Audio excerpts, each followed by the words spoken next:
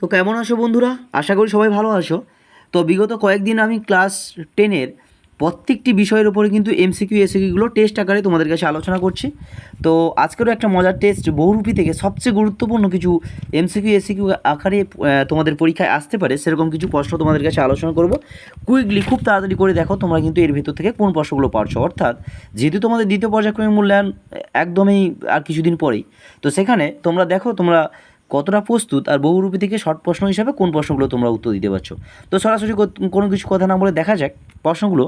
প্রথম প্রশ্ন, খুব হয়েছে হরি, এইবার সরে পড়ো, অন্যদিকে যাও, এ কথা কে বলেছিল?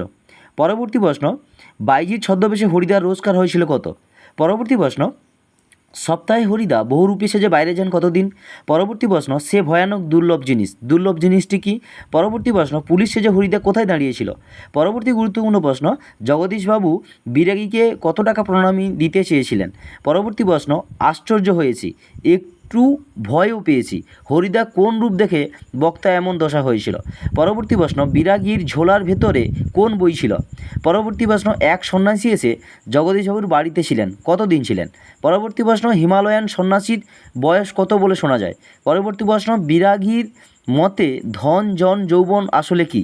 চলে যায় পরবর্তী প্রশ্নে। পরবর্তী গুরুত্বপূর্ণ প্রশ্ন, অদৃষ্ট কখনো হরিদার এই ভুল ক্ষমা করবে না, হরিদার কোন ভুলের কথা এখানে বলা হয়েছে? পরবর্তী প্রশ্ন, জগদীশবাবুর তীর্থ ভ্রমণের জন্য কত টাকা বিরাগীকে দিতে এসেছিল? পরবর্তী প্রশ্ন, আপনি কি ভগবানের চেয়ে বড়, বক্তা একথা কাকে বলেছিল? পরবর্তী প্রশ্ন, আক্ষেপ করেন হরিদা, হরিদার আক্ষেপের কারণ কি? পরবর্তী প্রশ্ন, পরম সুখ কাকে বলে জানেন, বক্তা পরম সুখ বলতে কি বুঝিয়েছেন? পরবর্তী প্রশ্ন, এটা আমার প্রাণের অনুরোধ, বক্তার প্রাণের অনুরোধটি কী? পরবর্তী প্রশ্ন, চমকে উঠলেন জগদীশবাবু, জগদীশবাবু চমকে উঠলেন কেন?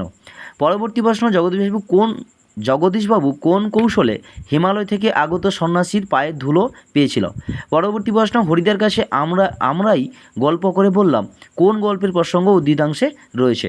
পরবর্তী প্রশ্ন, কিন্তু এই ধরনের কাজ হরিদার জীবনের পছন্দ নয়, এই ধরনের কাজ হরিদার কোন ধরনের কাজ বা কী ধরনের কাজ হরিদার অপছন্দ? পরবর্তী প্রশ্ন, সপ্তাহে বড় জোর একটা দিন বহুরূপী সেজে পথে বেরোন হরিদা, বহুরূপী কাকে বলে? পরবর্তী প্রশ্ন, গল্প শুনে খুব গম্ভীর হয়ে গেলেন হরিদা, হরিদার শোনা গল্পটি কী? পরবর্তী প্রশ্ন, মাস্টার মশাই একটুও রাগ করেননি, বরং একটু তারিফই করলেন, তারিফ করার কারণ কী? এবং পরবর্তী অর্থাৎ এই অধ্যায় থেকে তোমাদের যে অধ্যায়টি রয়েছে অর্থাৎ তোমাদের ওই বহুরূপী থেকে আমার শেষ প্রশ্ন এমসিকিউ এসিকিউ আকারে, সন্ন্যাসী হাসলেন আর চলে গেলেন, সন্ন্যাসীর হাসির কারণ কি? তো এই যে প্রশ্নগুলো এসিকিউ আকারে তোমাদের কাছে আলোচনা করলাম, এই প্রশ্নগুলো কিন্তু ঘুরিয়ে ফিরে এমসিকিউ আকারে আসবে এবং যথেষ্ট গুরুত্বপূর্ণ এই প্রশ্নগুলো কিন্তু কোনো না কোনো সালে পরীক্ষায় এসেছিলো। যাই হোক, দ্বিতীয় পর্যায়ক্রমে মূল্যায়ন ক্ষেত্রে এই প্রশ্নগুলো করলে এখান থেকে প্রশ্ন কমন পাবে, তাই প্রশ্নগুলো খুব ভালো করে করো। যদি কোনো প্রশ্নের উত্তর না জানা থাকে অবশ্যই কিন্তু কমেন্ট করে জানাও।